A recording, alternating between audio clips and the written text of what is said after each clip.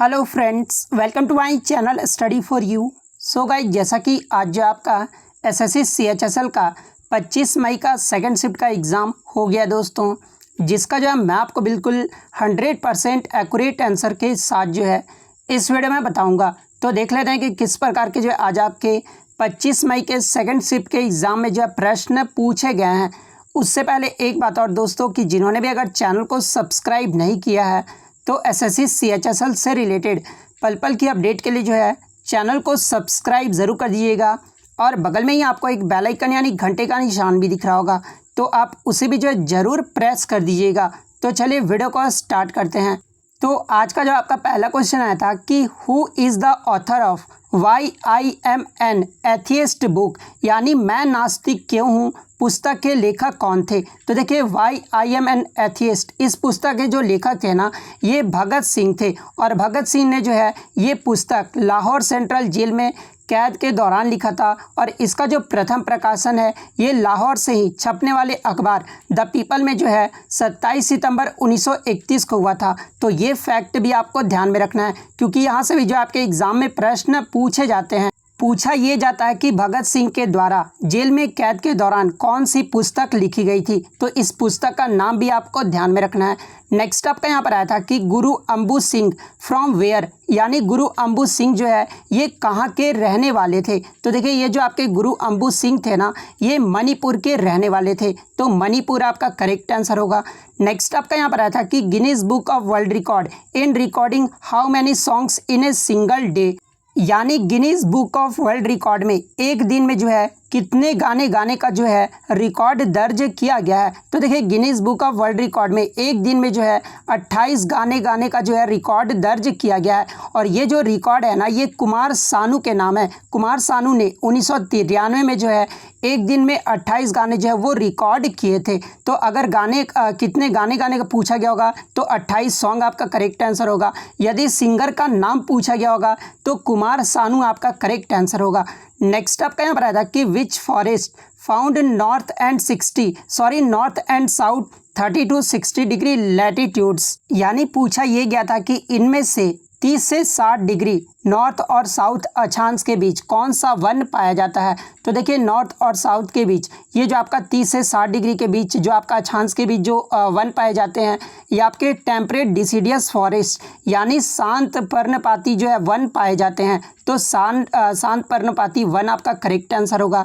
Next आपका यहाँ पर आया था कि प्रथम कर्नाटक युद्ध ये जो है किस किस के मध्य हुआ था। तो देखिए, प्रथम जो कर्नाटक युद्ध है ना, ये आपका 1746 से लेकर 1748 ईस्वी तक लड़ा गया था। और ये जो युद्ध है ना, एक तरफ जो थे वो फ्रांस के गवर्नर डुप्ले कर्नाटक के नवाब थे, और दूसरी ओर जो है अंग्रेजी ईस्ट इंडिया कंपनी के गवर्नर थे। यानी अगर बात कर ले तो फ्रांस के गवर्नर और अंग्रेजी ईस्ट इंडिया आपका यहाँ पे करेक्ट आंसर होगा। और मैं आपको ये भी बता दूं कि इस समय डुप्ले जो थे ना, वो पौंडीचेरी के फ्रेंच गवर्नर भी थे, और उसके नेतृत्व में फ्रेंच सेना ने जो है अंग्रेजों को परास्त करके जो है मद्रास को जीत लिया था। तो ये फैक्ट भी आपको ध्यान में रखना है।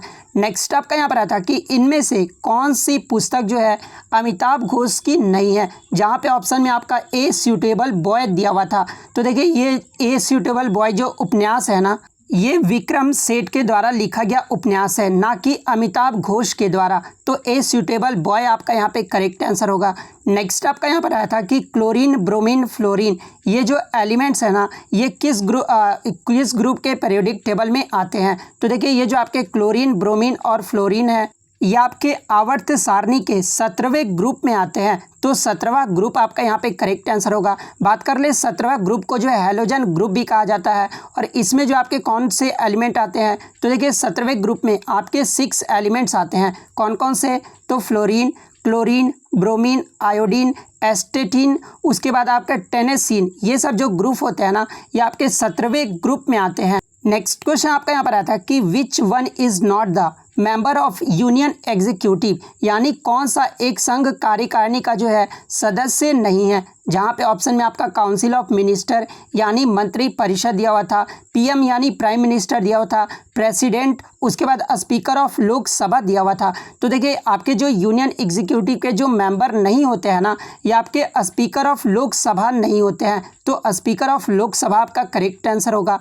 नेक्स्ट आपका यहाँ पर आता है कि which country will host the 13th edition of the ICC men's cricket world cup 2023, यानी 2023 का जो 13वां ICC men's cricket world cup होगा ये किस देश में आयोजित किया जाएगा। तो देखिए 2023 का जो 13वां ICC men's cricket world cup होगा ना, ये आपका भारत देश में आयोजित किया जाएगा, तो भारत आपका करेक्ट आंसर होगा। नेक्स्ट आपका यहाँ पर आता है कि who was the first Indian to win the Grammy award, यानी जो है ग्रैमी अवार्ड जीतने वाले पहले भारतीय कौन थे। तो देखिए ग्रैमी अवार्ड जीतने वाले जो पहले भारतीय थे ना, ये सितार वादक पंडित रविशंकर थे, तो पंडित रविशंकर आपका करेक्ट आंसर होगा। नेक्स्ट क्वेश्चन आपका यहाँ पर आता है कि वंदे मातरम ये जो है किसने लिखा था। तो देखिए वंदे मातरम जो है ना, ये बंकिम चंद्र चटर्जी के द्वारा लिखा गया था, तो बंकिम चंद्र चटर्जी आपका करेक्ट आंसर होगा। एक क्वेश्चन आपका आता है कि प्रकाश संश्लेषण के लिए कौन कौन से पदार्थ जो है वो आवश्यक हैं। तो देखिए प्रकाश संश्लेषण के लिए जो है आपका कार्बन डाइऑक्साइड यानी CO2, जल और क्लोरोफिल, ये सब जो पदार्थ है ना वो आवश्यक हैं। तो आपके ऑप्शन में या तो कार्बन डाइऑक्साइड दिया होगा, या फिर जल दिया होगा, या फिर क्लोरोफिल दिया होगा, तो इनमें से जो भी ऑप्शन में दिया होगा वो आपका करेक्ट आंसर होगा। अब कुछ क्वेश्चन जो है मुझे अस्पष्ट रूप से मिले हैं, जो भी अगर एग्जाम देकर आए हैं वो कमेंट करके इस क्वेश्चन को बता सकते हैं।